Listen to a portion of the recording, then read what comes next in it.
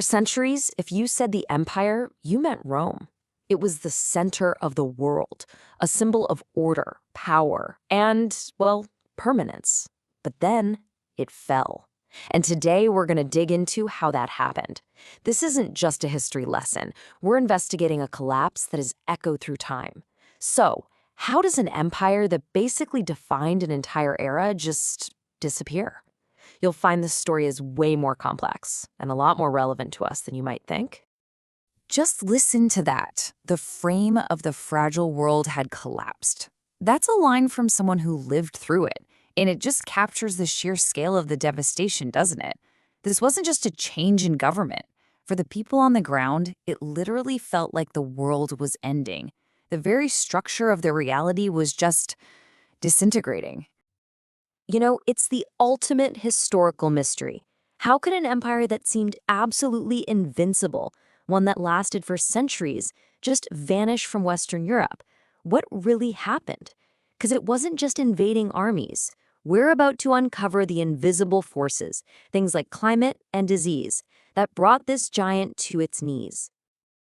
Okay, so to really get what happened, we need to rethink what we mean by the fall of Rome. It wasn't one single event, like a switch being flipped. It was more like a rapid unraveling of an entire civilization. It was the end of what was, for them, an ancient order of state and society. Yeah, this collapse wasn't just about a new emperor taking over. It was the disintegration of everything.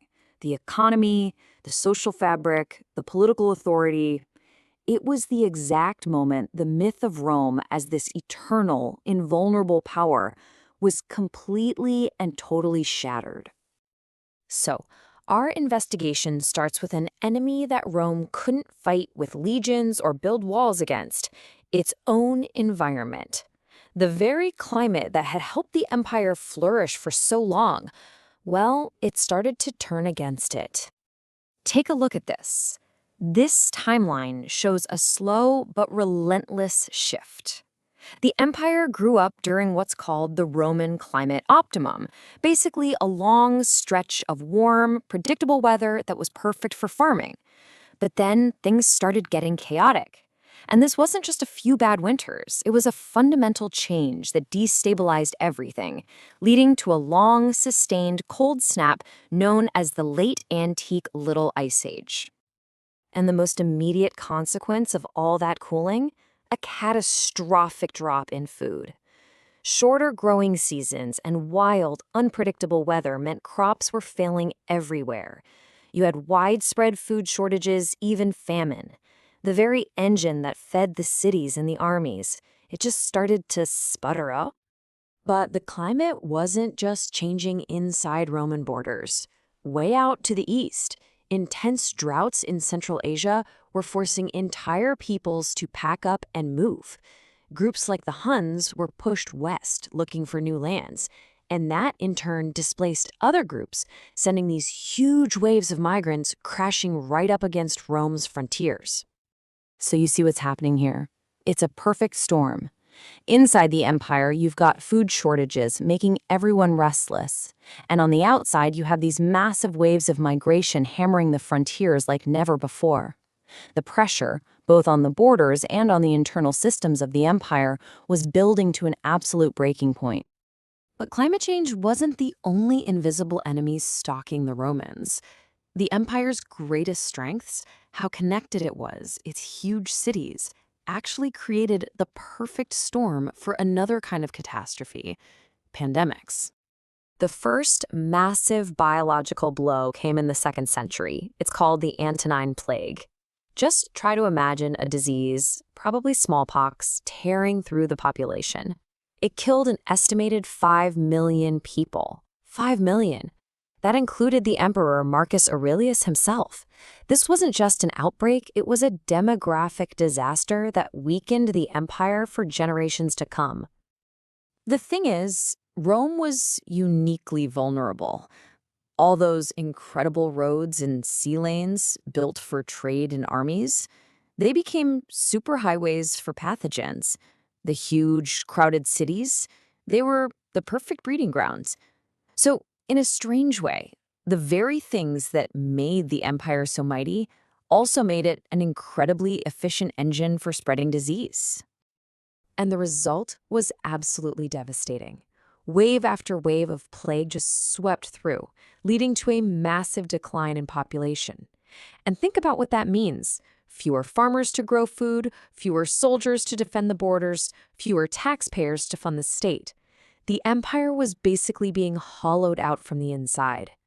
So you have a hostile climate and these devastating plagues. It's a deadly one-two punch. And together, these forces didn't just weaken the empire, they started to completely unravel the old Roman order. The effects just cascaded.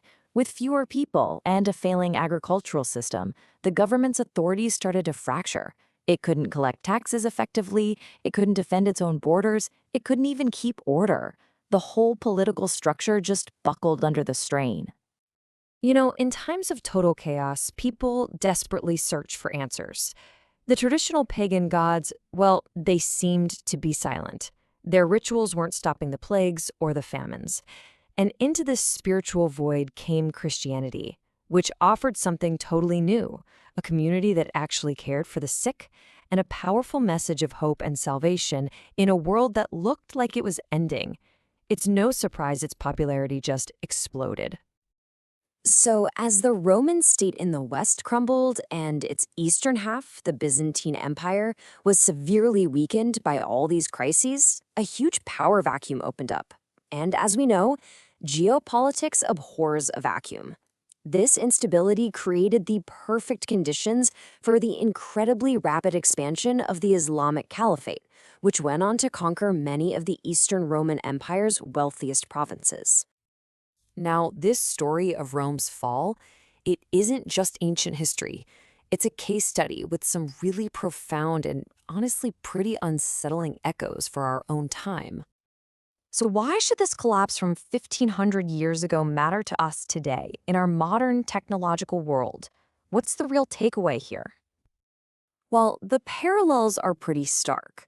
Rome's fate shows us that no civilization, I don't care how powerful it is separate from its environment. It proves that being highly connected can be a huge strength, but also a major vulnerability to things like climate change and pandemics. And ultimately, it teaches us that survival really depends on being resilient, being adaptable, and truly understanding the complex links between our planet, our economy, and our political stability. And that, right there, is the final crucial warning from Rome. It's a humbling reminder from history that all of our amazing technology and progress, they aren't a shield. That delicate balance between civilization and the environment is just as real and just as important today as it was for the Romans. So the question Rome leaves us with